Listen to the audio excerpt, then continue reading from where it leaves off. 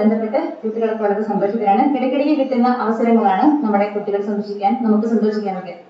അപ്പോ മരം ഒരു വരം എന്നാണ് പറയുന്നത്, എല്ലാവർക്കും ആവശ്യമാണ്. നമുക്ക് ജീവിക്കാൻ എന്ത് വേണം മക്കളെ? മരമാണോ? ജീവിക്കാൻ ശ്വാസം വേണം അല്ലേ? ഓക്സിജൻ വേണ്ടേ? അതിന് സഹായിക്കാൻ എന്ത് വേണം? മരം വേണം അല്ലേ? അപ്പോ നമ്മുടെ സുഹൃത്തുക്കമായ ടീച്ചർ പണ്ട് നമുക്ക് എല്ലാവർക്കും വേണ്ടി എഴുതി, ഇപ്പൊ 2ാം ക്ലാസ്സിലെ മക്കൾ പഠിക്കുന്ന ഒരു പാഠമുണ്ട്, ഒരു കുഞ്ഞു കവിതയുണ്ട്. ആ ഒരു കുഞ്ഞു കവിത ഞാൻ ഇവിടെ പാടാണ്. മരം എന്നാണ് കവിതയുടെ പേര്.